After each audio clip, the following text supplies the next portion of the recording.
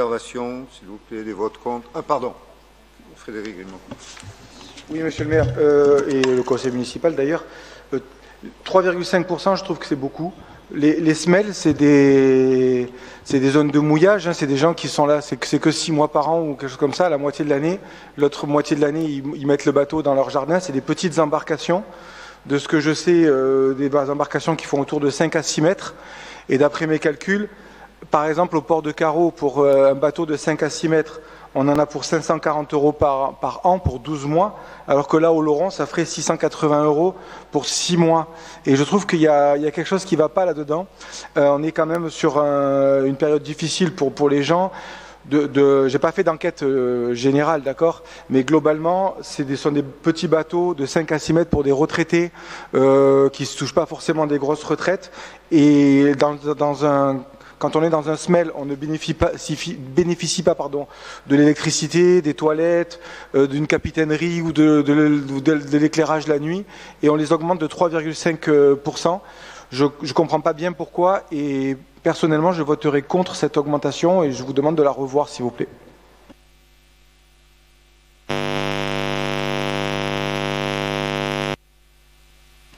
Bonsoir Frédéric. C'est moi qui préside le conseil portuaire des SMEL et des ports de plaisance. Donc l'année passée, il y avait déjà eu une augmentation de 5%, qui avait été effectivement déjà compliquée à accepter de la part des plaisanciers, et là de 3,5%. Parce qu'il y a une augmentation également des frais de la CEMOVIM, des travaux qu'elle fait. Et effectivement, c'est ce que tu as dit est remonté jusqu'à nous lors du dernier conseil portuaire. Et il s'avère que, par exemple, au Tamaris, c'est là que les travaux les plus importants ont été réalisés sur les chais de mer. Il y a beaucoup de travaux qui sont faits pour ces SMEL.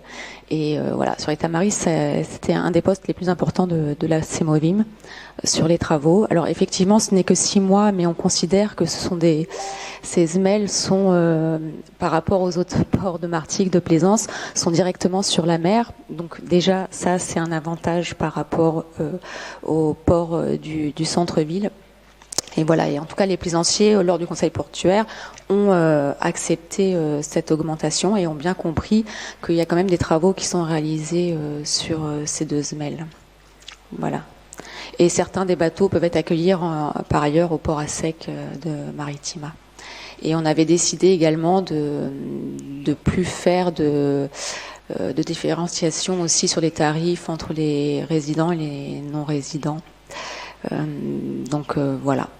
Je ne sais pas si cette réponse te convient, mais en tout cas, sache qu'on entend ce que nous disent les plaisanciers de ces SMEL, et c'est effectivement toujours les Tamaris et les Laurons qui sont effectivement des personnes plutôt âgées, des retraités, et voilà, on essaye de les écouter. Et après, voilà, une augmentation de tout, voilà, c'est tout. Merci. Donc, bon, on va mettre aux voix des votes contre, des abstentions. Merci.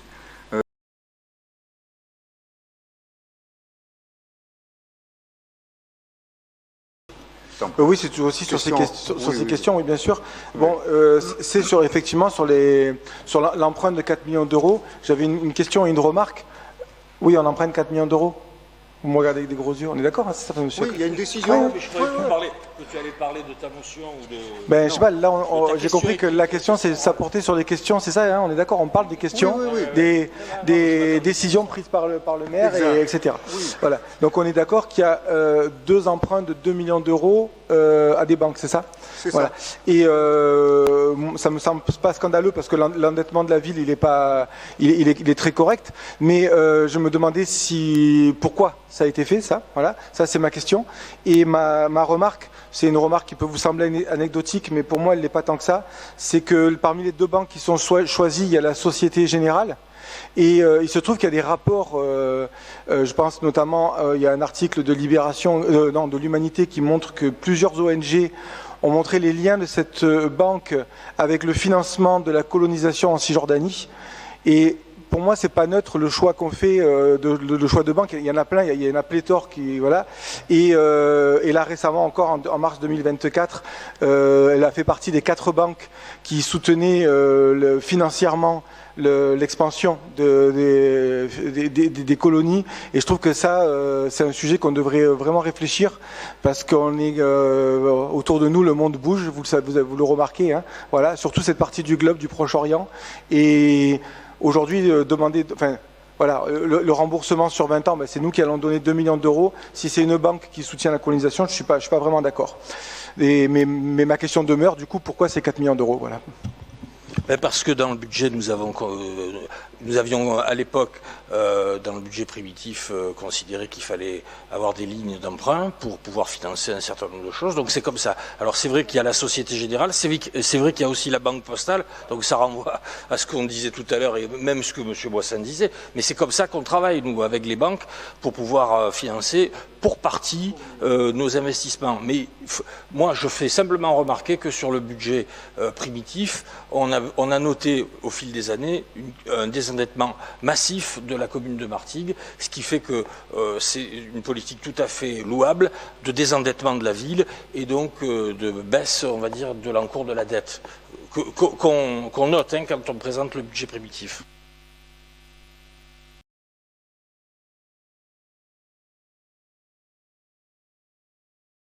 Demande une question orale, donc on va y répondre. Oui, et on va finir le conseil par ça, j'imagine.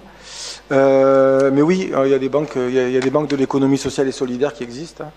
Alors, ma question, donc c'est la question que j'avais posée au mois d'octobre et au mois de novembre, et du coup, là, elle est acceptée, donc je suis très content qu'elle soit à l'ordre du jour. Est-ce que la loi, elle m'oblige à tout lire, ou est-ce que je peux faire un résumé? On peut résumer, mais on peut... Évidemment, les questions, on les traite ici, on ne veut pas refuser. Je ne sais pas, peut-être précédemment c'était ou oral ou écrit, c'est un peu différent. Ouais, c'était compliqué. Mais cette fois, il y a eu cette fois, c'est bon, j'ai pris toutes les précautions nécessaires. Monsieur le maire, donc j'avais effectué une demande de mise à disposition d'un centre social maison de quartier pour la tenue d'une réunion publique de l'organisation politique La France Insoumise à laquelle j'appartiens, en présence de 2 députés. Bon, au départ, on m'a dit que l'ACS m'a répondu que la ville ne met pas à disposition des centres sociaux à des partis politiques. Il me semble que ce n'est pas le cas. Donc du coup, j'ai interpellé vos services juridiques par le biais d'un recours gracieux en juin. Puis j'ai refait, qui m'a dit que je pouvais faire une demande. Donc j'ai refait une demande le 5 août, modifiée le 27 août. Et dans un premier temps, on m'a mis à disposition le boulodrome. Bon, j'espère que tout le monde comprend que ce n'est pas une maison de quartier ou un centre social. Et puis ensuite, devant mon insistance, une salle à la maison du tourisme.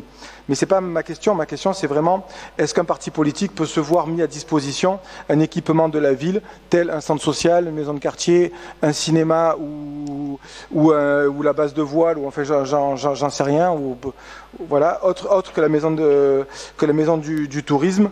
Et ma question, c'est vraiment celle-là, quoi. Donc j'ai peur de la délayer dans d'autres propositions qui après vont... Tout le monde comprend bien ma question ? Alors on est bon. Merci pour la réponse.